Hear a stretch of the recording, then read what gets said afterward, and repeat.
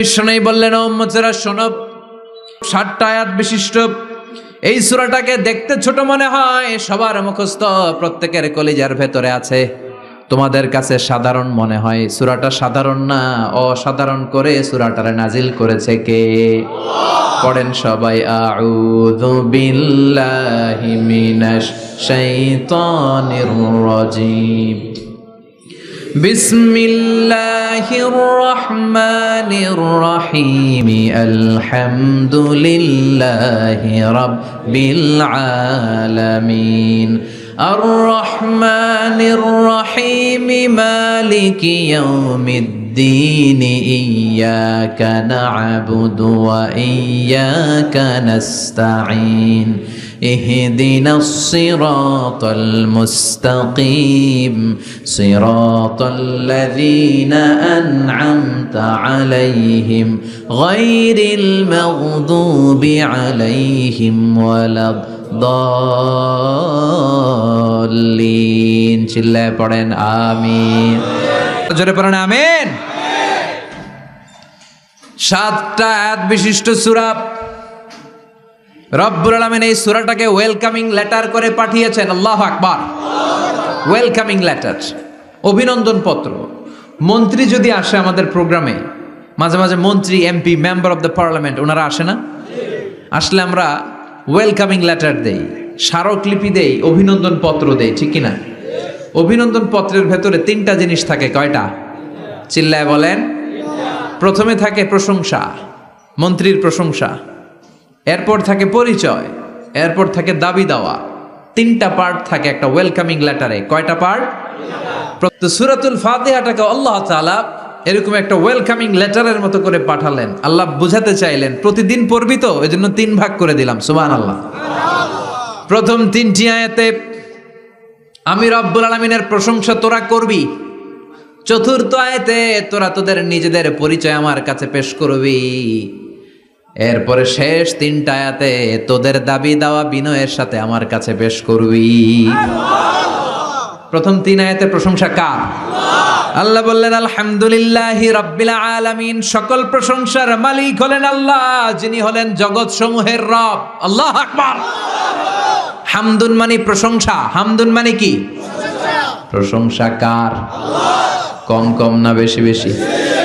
বিশ্বনবী মসজিদে নববীতে ইমামতি করছেন। আল্লাহু আকবার বলে নামাজ শুরু করলেন, কেরাত পড়লেন, রুকুতে গেলেন, রুকু থেকে দাঁড়িয়ে বিশ্বনবী পড়লেন সামি আল্লাহ। পেছন থেকে সাহাবারা ছোট্ট আওয়াজে গুনগুনিয়ে পড়লেন রব্বানা রব্বানা ওয়ালাকাল হামদ। এক সাহাবী নিচ থেকে ফিসফিস করে পড়লেন হামদান কাসীরান তাইয়িবান মুবারাকান ফি। 4টা অতিরিক্ত শব্দ নিচ থেকে বানিয়ে পড়লেন। কয়টা? 4টা শব্দ আমার সাথে সাথে আওয়াজ করে পড়েন। হামদান কাসীরান তাইয়িবান মুবারাকান ফি। আবার পড়েন হামদান কাসীরান তাইয়িবান মুবারাকান ফি। 4টা শব্দ। বিশ্বনবী সালাত শেষ করলেন। সালাত শেষে তিনি আওয়াজ করে পড়তেন আল্লাহু আকবার। 3 বার পড়তেন আস্তাগফিরুল্লাহ। এরপর আজকারগুলো পড়ে তিনি সাহাবাদেরকে বললেন, কে অতিরিক্ত 4টা তাসবিহ পড়েছো? দাঁড়াও, আমি তো এই 4টা তাসবিহ শিখাই নাই। কে পড়েছো? কেউ দাঁড়ায় না, ভয়। বিশ্বনবী অভয় দিলেন, দাঁড়াও, আমি কিচ্ছু বলবো না। এক সাহাবী দাঁড়ালেন, দাঁড়িয়ে বললেন, ইয়া রাসূলুল্লাহ, আমি পড়েছি। বিশ্বনবী বললেন, কেন পড়েছো? এই হামদান কাসীরান তাইয়িবান মুবারাকান ফি, এই 4টা তাসবিহ তো আমি শিখাই নাই, পেলে কোত্থেকে?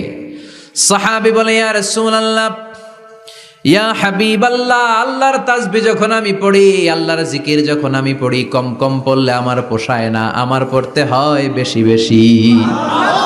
এজন্য আমি নিজ থেকে আই ফেব্রিকেটেড দিস তাসবিহ, আমি নিজ থেকে এটা বানিয়ে পড়েছি। বিশ্বনবী বললেন, ও সাহাবী, ভয় পেও না, চিন্তা করো না। তোমরা দেখো না, এই নামাজরত অবস্থায় আমি দেখেছি বিদউ ওয়া সালাসুনা মালাইকা, 30 জনেরও বেশি ফেরেশতা। তোমার এই অতিরিক্ত 4টা যে তাসবির সওয়াব হয়েছে, এই 4টা তাসবির সওয়াবটা 30 জনেরও বেশি ফেরেশতা। কে কার আগে এই সওয়াবটা আল্লাহর আরশে পৌঁছে দিবে, এই নিয়ে ফেরেশতাদের মধ্যে আকাশে প্রতিযোগিতা চলছিল। আকাশে তারা কম্পিটিশন করছিল, কে কার আগে আল্লাহর দরবারে পৌঁছে দিবে এই প্রশংসা। এজন্য আল্লাহর প্রশংসা কম কম না বেশি বেশি? আল্লাহর প্রশংসা করে আমরা শেষ করতে পারবো? সাগরের জলকে কালি করে, গাছের পাতাকে খাতা করে, তোমার মহিমা লেখা শেষ হবে না, যদিও লিখি প্রভু জীবন ভরে।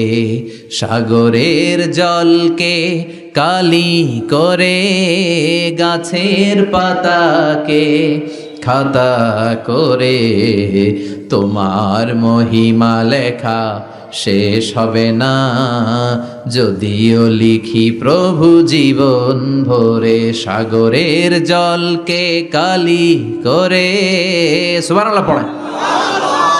উপমাটা খেয়াল করেছেন?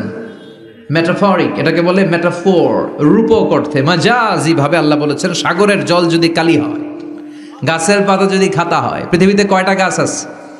পৃথিবীতে বাদ দেন, কুমিল্লাতে গাছের পরিমাণ কেমন? অনেক। তো কুমিল্লায় যদি অনেক হয়, বাংলাদেশে কেমন? বাংলাদেশেও অনেক। আচ্ছা, তো আফ্রিকার জঙ্গলের কি অবস্থা? সুবহানাল্লাহ পড়বেন না? এই সব গাছের পাতা যদি খাতা হয়ে যায়, সাগরের জল যদি কালি হয়ে যায়। পৃথিবীর সবচেয়ে গভীরতম সাগরের নাম প্রশান্ত মহাসাগর। গভীরতা, সবচেয়ে গভীর জায়গার নাম মারিয়ানা ট্রেঞ্চ, গভীরতা প্রায় 36,000 ফিট। দ্বিতীয় গভীরতম সাগরের নাম আটলান্টিক মহাসাগর, সবচেয়ে গভীরতম জায়গার নাম হচ্ছে পোয়েটোরিকো।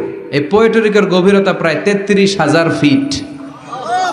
মহাসাগর কি পৃথিবীতে শুধু দুইটা? কথা বলেন। প্রশান্ত মহাসাগর, আটলান্টিক মহাসাগর, ভারত মহাসাগর, উত্তর দক্ষিণ, কত মহাসাগর, কত সাগর। এই আমাদের বঙ্গোপসাগর, লোহিত সাগর, ভূমধ্য সাগর, চায়না সাগর, কৃষ্ণ সাগর, সাগর আর সাগর। এই পৃথিবীর 70% শুধু সাগর, 70% শুধু হানি আর হানি, নোয়াখালীর ভাষায় পানি আর পানি। তো এই সব পানিগুলো যদি কালি হয়ে যায়, আল্লাহর কথার ওজন কি দেখেন?